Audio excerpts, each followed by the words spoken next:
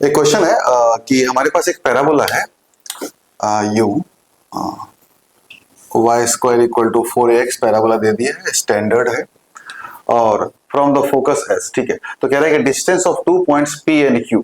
तो यहाँ पे ये p है और ये कोई सा भी रैंडम q है, लेट्स से ये फोकस है। तो ये sp जिसको फोकल लेंथ बोलते हैं और sq फोकल लेंथ बोलते हैं। तो sp का वैल्यू दे दिया है 3 लेट्स से और sq 12 दे दिया है। तो बोल रहा है कि find the distance of the point of intersection of tangents at p and q from focus.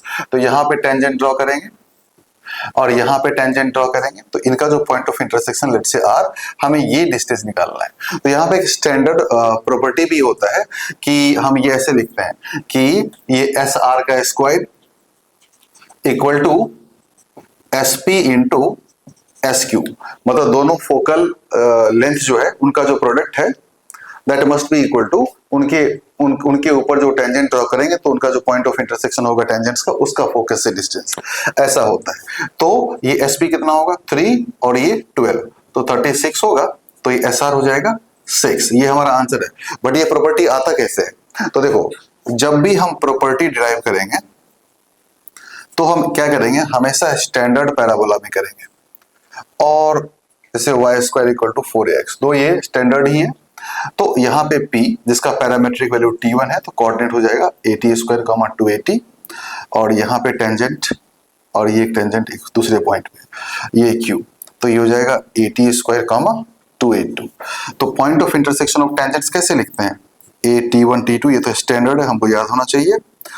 ऐसा ये हो गया।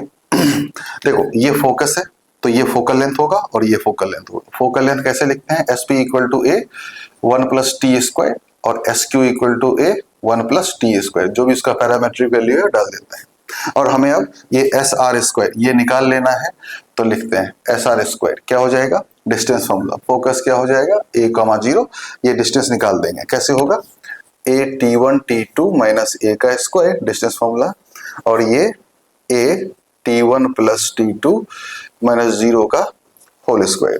तो ये ए स्क्वायर पूरे से कॉमन आ जाएगा, ये t1 t2 माइनस 1 का स्क्वायर हो जाएगा। तो t1 square t2 square minus 2a1 2 t1 t2 plus 1, और ये तो 0 खत्म हो जाएगा। तो t1 square t2 square plus 2 t1 t2, ये और ये कटेगा, और इसको बचे हुए को फैक्टराइज करेंगे तो ये ऐसा आ जाएगा। एक ए इसको दे दो और एक ए इसको दे दो। ये हमारा एक फोकल लेंथ है, ये हमारा दूसरा फोकल लेंथ है। तो ये याद करने वाली बात भी है, तो हम याद करके रख भी सकते हैं, काम आ जाएगा, इतना काम से बच सकते हैं हम।